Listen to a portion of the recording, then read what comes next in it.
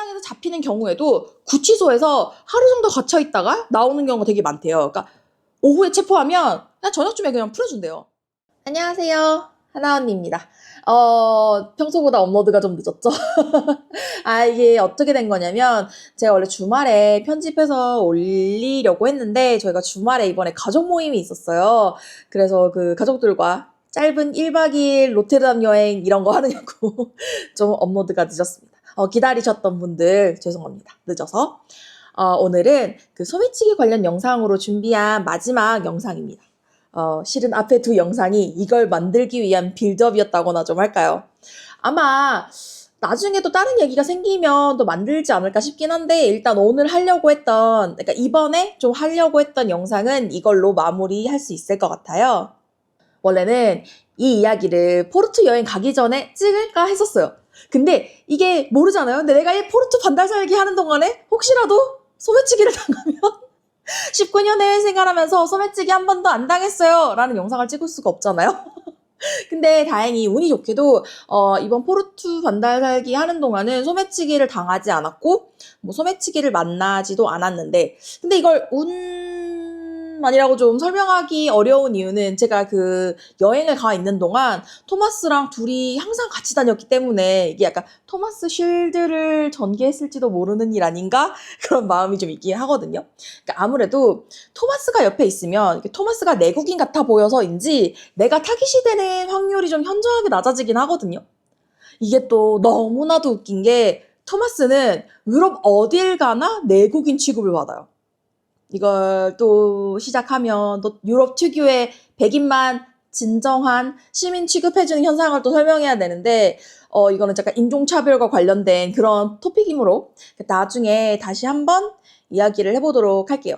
제가 진짜 인종차별에 관해서는 할 얘기가 8만 대장격급으로 왔거든요. 그렇지만 오늘은 어쨌든 소매치기 관련 3부작으로 마지막을 장식할, 왜 하필 유럽에는 소매치기가 이렇게 많은가에 대해서 한번 이야기해 보도록 하겠습니다. 유럽으로 여행 오는 대부분의 한국인 여행자가 가장 많이 걱정하는 게 소매치기일 텐데, 이게 특히나 한국 사람들이 더 크게 느끼는 이유는 아무래도 소매치기를 당한 적이 많다는, 혹은 유럽 여행을 가기 전에 다들 소매치기 조심해야 돼 이런 얘기를 많이 들어서 가니까 생각을 해요. 그리고 아무래도 한국인이다 보니까 그 한국인 후기를 많이 보게 되잖아요. 솔직히 지난번 두 영상에서 보셨다시피 내 주위에도 소매치기를 당한 사람이 꽤 있고, 그중에서 여행을 가서 당한 친구들도 있고, 여기서 살고 있던 중에 당한 친구들도 있고, 그런 이야기가 있어요. 혹시 못 보신 분들은 제가 영상 연결해 둘 테니까 한번 보고 와주시면 이해가 더 쉽습니다. 그러니까 이게 저는 아무래도 유럽 살다 보니까 그 유럽 여행 커뮤니티, 뭐 인터넷 관련 카페 이런 것도 자주 들어가 본단 말이에요. 근데 그러면 유럽 여행을 가기 전에 스트레스를 너무 받아서 여행을 취소하고 싶은 마음이 들 정도다라는 사람이 생각보다 많았어요. 그러니까 이게 자주 올라오는 그런 여행 관련 인터넷 카페나 커뮤니티에 꽤 자주 올라오는 이야기이기도 하고, 그래서 제가 오늘은 내가 생각하는 유럽의 소매치기가 많은 이유를 한번 내 나름대로 한번 정리를 해보겠다, 이런 생각으로 영상을 만들게 되었습니다. 실은 이 스크립트 쓰기 전에 이리저리 찾아보고 기사도 읽어보고 영어로 구글링도 해보고 챗GPT한테도 물어보고, 근데 확실하게 이거다라고 잡히는 이야기가 없어요. 그래서 이건 제가 생각하는 이유들을 좀 살아본 사람의 관점에서 정리해본다 정도로 이해하시면 좋겠습니다. 이게 소매치기에 대한 담론이 학술적으로 증명이 된 게 있나 고 찾아봤거든요. 근데 제가 볼 때는 여기 사람들은 이걸 딱히 큰 문제라고 생각하지 않는 것 같아요. 왜냐면 찾아보는 나오는 이야기가 뭐 관광객 범죄 이론, 뭐 범죄 기회 이론, 뭐 경제적 불평등, 범죄 조직 활동, 뭐 이런 논문들이 있거든요. 근데 이건 굉장히 텍스트적으로 소매치기 안 당해본 유럽 출신 교수님들이 모여서 현장 실습 단 한 번도 안 해보고 쓴 것 같은 논문들이 꽤 있는 것 같아요. 아니 이 정도면 논문 쓸 때 사례조사 안 한 거 아니야? 라는 되게 아주 합리적인 의심이 들 정도로. 아니 근데 제가 물론 그런 학문적인 아카데믹한 그런 게 없어서 잘 모르긴 하지만, 근데 사례조사 없는 논문은 반쪽짜리 아니에요? 그래서 오늘 영상은 실제로 해외에서 살아보고 소매치기의 위협을 몸으로 체감하는 사람으로서 왜 유럽에는 소매치기가 많은가에 대한 합리적 의심으로 유추해보는 이유를 좀 이야기해보겠습니다. 그러니까 오늘 하는 얘기는 전부 모두 다 제 뇌피셜입니다. 정확히 이걸 뒷받침할 근거를 제시하라라고 한다면 실제로 경험해본 사람으로서 그리고 내가 느낀 솔직한 감정 플러스 유럽 관료제에 대한 외국인으로서 느끼는 사법 불신이 이렇게 복합적으로 얽혀있는 것이라고 말할 수 있습니다. 아니 물론 이걸 제가 정확하게 통계를 찾아보거나 한 건 아니기 때문에 이걸 정확한 팩트고 이것이 뭐 참된 진실이다 이런 건 아니고요. 그냥 그렇게 생각하시면 조금 민망하고, 그러니까 20년 가까이 살았잖아요. 그러니까 이런 것 때문이겠구나, 이것 때문이겠구나는 짐작할 수 있는 매우 아주 주관적인 의견입니다. 그래서 첫 번째로 이야기하고 싶은 건 이동이 쉽다라는 거예요. 그러니까 다들 아시다시피 전 세계적으로 치안이 가장 안전하다고 여겨지는 국가, 그러니까 대표적으로 한국, 일본, 대만 등을 생각해보면 이 세 국가는 특수성이 있어요. 바로 국가 간 이동이 어렵다는 거거든요. 그러니까 아시다시피 다들 일본, 대만은 섬이고 뭐 한국은 반도지만 실질적으로는 섬이나 마찬가지잖아요. 우리는 북한을 넘어갈 수 없잖아요. 넘어가면 안 되잖아요. 그래서 이게 유럽에서 조심해야 된다고 여겨지는 그 미등록자들은 일정한 거주지가 있는 것도 아니고 한 곳에서 자리를 잡고 사는 사람들도 아니에요. 그러니까 여기서 내가 말하는 미등록자라고 하는 건 흔히 이야기하는 집시라는 말이 이게 편견이 담긴 편향적이고 차별적인 표현이기 때문에 그냥 포괄적으로 미등록자라고 하도록 하겠습니다. 물론 소매치기를 하는 사람들이 무조건 미등록자라고 단정 지을 수는 없지만 아무래도 미등록자들이 소매치기 일을 하면서 사는 사람의 비율이 훨씬 더 많은 편이라서 그냥 짚고 넘어가는 거다라는 걸 좀 미리 말씀드릴게요. 그래서 그럼 미등록자들은 그러니까 한 곳에 자리를 잡고 살지 않는다는 건 내가 만약에 여기서 잡힐 만한 일이 생긴다 싶으면 그냥 그대로 어디론가 쉽게 떠나버릴 수 있다는 말도 되거든요. 그러니까 혹시라도 경찰에 잡히거나 한다고 해도 뭐 감옥에 들어갈 건 아니지라는 거는 이 부분은 제가 다시 한번 다른 이유로 설명을 다시 할게요. 그러니까 그냥 문제 생길지도 모르면 그냥 떠나버릴 수도 있고, 그 미등록자들 같은 경우는 그 날씨에 따라서 살고 있는 거주지를 옮기는 경우도 왕왕 있어요. 그러니까 예를 들어서 날씨가 더 추워지면 날씨가 상대적으로 더 따뜻한 남쪽으로 간다던가, 그래서 아니면 갑자기 경찰 인력이 왜 정부에서 그런 거 있잖아요. 범죄와의 전쟁 뭐 이런 거 하면서 그 경찰 인력이 평소보다 많이 투입된다. 그럴 경우에는 다른 나라로 아예 옮겨버리는 경우도 많아요. 그러니까 제가 유럽시 생활 처음 시작할 때만 해도 소매치기로 가장 유명한 곳은 이태리였거든요. 근데 이게 관광 산업으로 나라 경제가 좌지우지되는 나라 중에 하나인데, 그리고 전체적으로 경제적으로 타격을 입어서 그러니까 관광 산업에 많은 걸 기댈 수밖에 없었던 이태리가 중간에 한번 무슨 일이 있었냐면 관광지나 유적지에 더 많은 경찰 인력을 투입을 한 거예요. 그래서 그 이후로 소매치기를 했을 때 더 잡히기 쉽잖아요. 그런 소매치기를 하는 조직들은.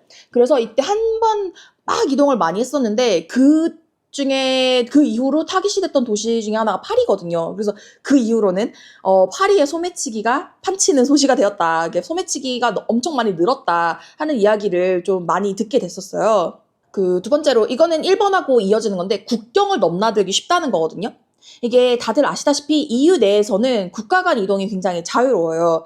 이번에 우리 포르투갈 때도 마찬가지고 다른 유럽 국가를 여행할 때 대부분 국경에서 여권 검사를 잘 안 해요. 그러니까 제가 항상 이야기하잖아요. 네덜란드에서 프랑스 가는 거 그냥 강원도에서 충청도 가는 거예요. 그 네덜란드에서 아일랜드 가는 거 그냥 경기도에서 제주도 가는 겁니다. 영국은 아니에요. 영국은 브렉시트 이후로 여권 검사 빡세게 합니다.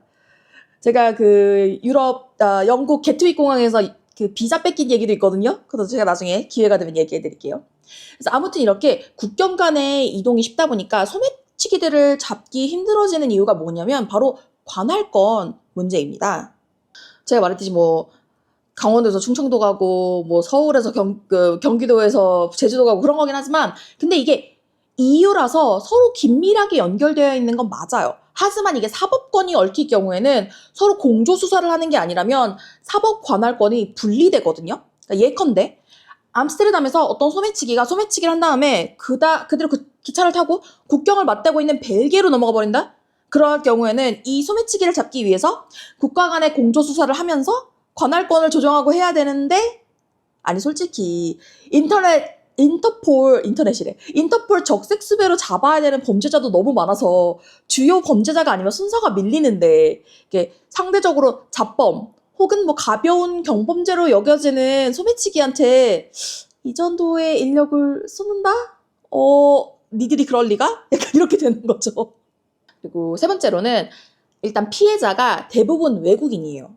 저는 이것도 굉장히 중요한 포인트라고 생각을 하거든요. 왜냐면 유럽에서 소매치기를 당하는 대부분의 사람들은 거의 대부분, 뭐 전부는 아니에요. 가끔 현지인도 소매치기를 당하긴 합니다. 근데 대부분의 피해자들은 이곳에 여행을 온 사람들이잖아요. 그러면은 그 사람들은 남아서 그 소매치기를 잡을 수 있을 때까지 기다릴 수 있는 것도 아니고 그 소매치기를 잡아달라고 경찰 인력을 압박할 수 있는 시민이 아닌 거죠. 그러니까 그렇기 때문에 소매치기를 만나고 실제로 경찰서에 가는 여행자나 그러니까 이민자들 같은 경우는 경찰이 이 소매치기를 잡아주기를 바래서 가는 게 아니고 그냥 폴리스 리포트 이걸 받기 위해서 가는 거라고 보는 게 아무래도 좀 맞죠. 그러니까 왜냐면 이걸 받아야 여행자 보험에서라도 손해배상을 받을 수 있잖아요. 아니 뭐 물론 그렇다고 해서 내가 잃어버린 것 전부를 배상받을 수는 없어요. 그 여행자 보험은 그렇게 호락호락하지 않답니다.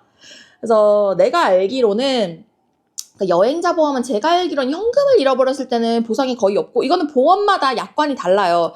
근데 대부분의 사람들이 드는 가벼운 여행자 보험일 경우에는 제가 알기로는 현금은 보상이 안 되는 걸로 알고 있거든요. 이건 나중에 약관을 보셔야 됩니다. 근데 현금을 잃어버렸을 경우에는 진짜 그냥 정말 내가 운이 없구나 그냥 이렇게 털어버리시는 수밖에 없어요. 왜냐면 현금은 보장을 안 해줄 거예요. 제가 알기로는. 물론 현금을 잃어버리면 아주 어마어마한 현타가 옵니다. 내가 이러려고 여행 왔나? 내가 왜 여기까지 와서 이런 범죄의 타깃이 되어야 되는가? 뭐 이런 깊은 고찰이 들 수도 있죠. 그렇지만 무엇보다도 중요한 건 여권 그리고 핸드폰입니다. 그러니까 예전에는 핸드폰을 잃어버리면 뭐 그 안에 있는 사진이나 핸드폰 자체를 잃어버린 손해로 끝이 나지만 지금은 그 안에 있는 개인정보가 정말 중요하고 그 개인정보가 범죄에 악용될 가능성이 훨씬 더 높단 말이에요. 그리고 여러분 핸드폰 자체가 거의 100만 원대를 호가하는 100만 원도 넘죠. 요즘 거의 200만 원을 호가하는 고가품이잖아요. 우리 모두 핸드폰은 2년 또는 3년 약정의 노예로 구매하는 사치품이잖아요. 그래서 정말 핸드폰과 여권은 잃어버리지 않는 게 정말 중요하고요. 조심하셔야 돼요. 왜냐하면 핸드폰이나 여권을 잃어버리는 순간 그 여행에 굉장한 타격이 되고 여행 일정을 정말 다 이렇게 통으로 날려버려야 될 수도 있단 말이에요. 일단 한국도 못 돌아가고 여권이 없으면. 그래서 솔직히 다들 아시잖아요. 이제 우리가 유럽 경찰에게 할 수 있는 건 여권을 재발급받거나 핸드폰 보험을 청구하기 위해서 폴리스 리포트는 써주는구나 정도일 뿐이라는 거지. 그래서 정말 우리가 유럽 경찰에게 기대하는 건 그래 폴리스 리포트나 짜증내지 말고 잘 써줘 이런 느낌이잖아요. 그래서 우리 한국 사람들이 유럽 경찰서에 기대를 하는 건 해결을 위해서가 아니라 피해 복구를 위한 조치를 취하기 위해서 찾는 데가 경찰서인 거죠. 우리 솔직히 경찰서에서 소매치기를 잡아서 내 물건을 돌려받을 거다 이런 기대는 정말 1도 없잖아요. 그래서인지 현지어에 익숙하지 못하고 그리고 대부분의 유럽권 경찰들은 영어를 그렇게 잘하는 편은 아니에요. 물론 그 사람들이 영어를 잘할 필요도 없고 그런 사람들이 시민도 아니고 자신이 담당해야 하는 시민도 아니고 내가 여행자나 이민자한테 친절해야 될 의무는 없잖아? 이렇게 생각하는 것 같아요. 그리고 너무 우리한테 대하는 태도가 그냥 귀찮다라고 생각하는 게 눈에 보이는 거예요. 아무래도 이게 눈에 보여. 세 번째로 책임을 이 사건이 일어난 본국이 책임을 져야 된다라는 생각이 없어요. 그러니까 이게 제가 지금 말한 그 이유들이 복합적으로 얽혀서 합쳐진 결과인데 알다시피 누군가를 체포하고 조사하고 감옥에 집어넣고 하는 모든 과정은 시간과 돈과 인력이 들어가는 꽤 복잡한 프로세스입니다. 제가 들은 일례로, 제가 정확하게 제 눈으로 확인한 건 아니지만, 하지만 합리적인 의심이 들어요. 이 이야기는 제가 스페인 마드리드 있을 때 들은 이야기인데, 대체 마드리드에는 소매치기가 왜 이렇게 많은가 하는 얘기를 나눈 적이 있어요, 친구들이랑. 근데 그 친구 중에 하나가 경찰서에서 들은 얘기래요. 경찰서에서 들은 얘기가 소매치기는 현장에서 잡힐 경우가 있잖아요. 현장에서 잡히는 경우에도 구치소에서 하루 정도 갇혀 있다가 나오는 경우가 되게 많대요. 그러니까 오후에 체포하면 그냥 저녁쯤에 그냥 풀어준대요. 그래서 정확한 수치는 아니지만 대략적으로 한 명의 범죄자를 수용시설에 수감할 경우에는 대략 1년에 한 명당 2만 유로에서 5만 유로가 든대요. 그러니까 오늘 환율로 찾아보니까 3천만 원에서 7,500만 원 사이란 말이에요. 그래서 제가 아까 조금 전에 이야기했던 미등록자 얘기를 다시 해보자면 등록되어 있지도 않고 이 사람을 체포해서 감옥에 넣는다고 해도 이 모든 일은 세금으로 이루어질 것이고 여기 경찰들은 우리가 딱히 그래야 할 의무가 없다라고 생각하는 것이 아닐까 궁예해봅니다. 이건 궁예입니다. 제 뇌피셜이에요. 오피셜 아니고. 감옥에 범죄자를 잡아넣는 건 당연하게도 세금으로 해야 하는 일이잖아요. 근데 유럽 경찰들이 생각할 때는 우리나라 시민들도 아니고 여행자 애들이 찡찡대는데 뭐 이거 우리가 들어줘야 돼? 이런 식으로 생각하는 거 아닌가 라는 게 합리적 의심이 드는 거죠. 이건 의심입니다. 합리적 의심. 그래서 그냥 적당히 잡아뒀다가 후방 조치하고 풀어주는 게 오히려 우리들한테는 이득이 아닐까라고 여기는 경우가 많은 것 같아요. 왜냐하면 이게 소매치기가 큰 범죄도 아니고 자국민이 관련된 범죄도 아니고 이런 잡범들을 잡아서 얘네들이 무기 써서 누구 협박한 것도 아니고 그냥 소매치기인데 굳이 세금 써가면서 우리가 고생할 이유가 없잖아? 그냥 풀어줘도 우리한테는 별 피해도 없을 거고 약간 이런 복합적인 문제가 혼재되어 있는 게 아닐까라고 생각합니다. 그래서 물론 제가 이렇게 얘기한다고 해서 무조건 유럽권 경찰들이 일을 제대로 하지 않는다라고 이야기하는 건 아니에요. 그냥 자기들이 생각할 때 일의 우선순위를 생각했을 때 소매치기라는 범죄가 이 범죄를 그다지 중요하게 여기지도 않고 이거를 우리가 해결해야 한다라는 책임감이 없는 게 아닐까라는 생각입니다. 제가 몇 번이나 다시 말하지만 이건 그냥 합리적 의심이에요. 왜냐면 저는 경찰이 아니잖아요. 그리고 경찰이 이렇게 생각한다고 뒷받침할 근거를 댈 수는 없어요. 하지만 나도 유럽에 오래 살아보고 그 유럽 관료제라던가 유럽 공권력에 대한 생각을 해보면 이 정도는 내가 해볼 만할 수 있는 합리적 의심이 아닌가 이런 생각을 좀 해봅니다. 그리고 마지막으로는 이거는 한국인의 고유한 특징이라서 마지막에 덧붙여 보도록 하겠습니다. 이거는 지문 등록하고 CCTV에 관한 건데 한국인은 18살이 되면 국가에 지문을 등록하고 신분증명을 해야 되잖아요. 요즘 만 나이니까 17살인가? 그래서 아주 유명한 얘기가 있잖아. 그 일본 만화 중에 명탐정 코난이라고 하는 만화가 있는데 그 고등학생이었던 소년 탐정이 약을 먹고 초등학생이 되면서 뭐 이렇게 범죄 조직과 싸워나간다 뭐 이런 얘기인 내용인데 근데 이게 한국에서는 절대 불가능하다고.